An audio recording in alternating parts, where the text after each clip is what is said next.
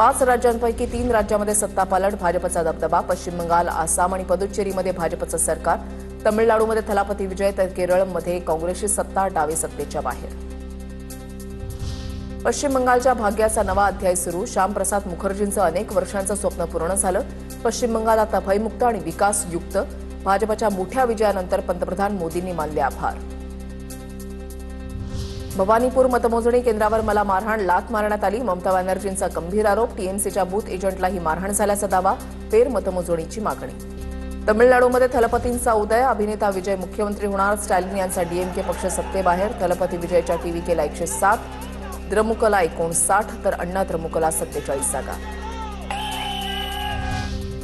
केरळमध्ये बदल. काँग्रेसचा विजय, डावे सत्तेबाहेर.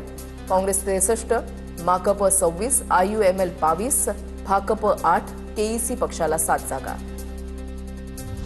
आसाममध्ये भाजपची हॅट्रिक. काँग्रेस पिछाडीवर 82 जागा मिळवत हेमंत बिस्वा शर्मा गड राखला. काँग्रेसच्या वाट्याला 19 जागा. काँग्रेसचे नेते गौरव गोगोई यांचा देखील पराभव. दरम्यान डीओपीएफ आणि एजीपी पक्षाचा प्रत्येकी 10 जागांवर विजय. पुदुच्चेरीमध्ये पुन्हा एनडीएची सत्ता येणार. 18 जागांवर विजय तर काँग्रेस आणि डीएमकेच्या आघाडीला 6 जागा. एन रंगास्वामी सलग दुसऱ्यांदा मुख्यमंत्री होणार. पश्चिम बंगालला कुशासनातून बाहेर काढण्याचं काम भाजपनं केलं. बंगाल, आसाम, पुदुच्चेरीमध्ये जनतेनं मोदींवर विश्वास दाखवला. घुसखोरी, दहशतवादी कारवायांपासून भारताला वाचवणारा विजय. मुख्यमंत्री फडणवीसांचं भाष्य. आता पाहूया टॉप 9 राजकीय बातम्या. पश्चिम बंगालच्या जनतेनं विकासाला मतदान केलं. जनतेनं ममता बॅनर्जींच्या थर्ड डिग्री राजकारणाला उद्ध्वस्त केलं. पश्चिम बंगालमधील भाजपच्या विजयावर मंत्री बावनकुळेंची प्रतिक्रिया. उपमुख्यमंत्री एकनाथ शिंदे दिवाळी आधी नव्या चेहऱ्यांना संधी देणार. दिवाळीच्या आधी मंत्रिमंडळामध्ये मोठे फेरबदल होणार. सूत्रांची माहिती.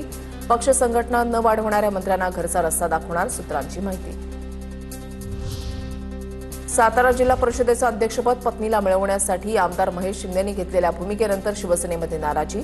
महेश शिंदेंवर पक्षांतर्गत कारवाई होण्याची शक्यता. सूत्रांची माहिती. पक्षाच्या अधिकृत भूमिकेपासून भिन्न भूमिका मांडल्याचा महेश शिंदे यांच्यावर आरोप. 150 वर्षांनंतर सत्ताधारी आताच शिवरायांचं नाव का घेतात? इतिहास संशोधक इंद्रजित सावंत यांचा सवाल.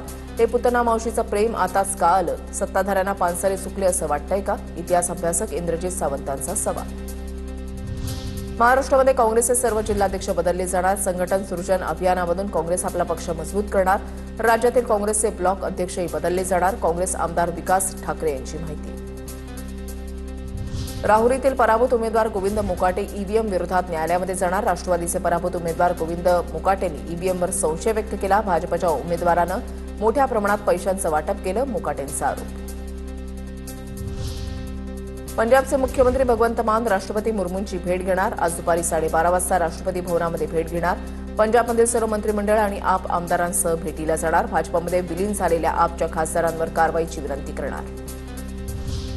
नसरापूर प्रकरणातील आरोपीला हालहाल करत संपवावं. राज ठाकरेंची मागणी. फास्ट्रॅक पद्धतीनं कारवाई करू म्हणणाऱ्या सरकारनं फास्ट्रॅकची व्याख्या सांगावी. राज्यामध्ये कायद्याचा धाक अजिबात उरलेला नाही. राज ठाकरेंची प्रतिक्रिया.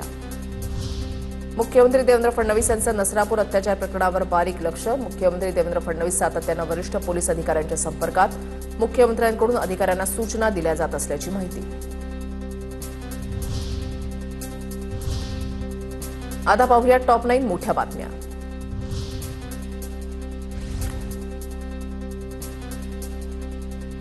पुण्याच्या नसरापूर प्रकरणामधील मुलीच्या तोंडामध्ये सॉक्स आढळला. शवविच्छेदन अहवालामधून धक्कादायक माहिती समोर.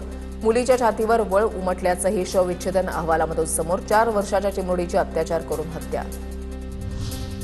पुण्याच्या नसरापूर प्रकरणी पोलीस तपासाला वेग. साक्षीदारांचे जबाब नोंदवण्यास पोलिसांकडून सुरुवात.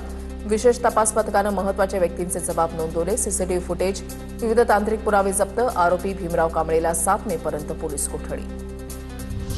खासदार सुप्रिया सुळे मुख्यमंत्री फडणवीसांची भेट घेणार. नसरापूर घटनेसंदर्भात सुप्रिया सुळे मुख्यमंत्र्यांशी चर्चा करणार. सुप्रिया सुळेंसोबत नसरापुरातील ग्रामस्थ देखील असणार. नसरापूर प्रकरण फास्ट्रॅक कोर्टामध्ये चालून आरोपीला फाशीची शिक्षा देण्याची मागणी.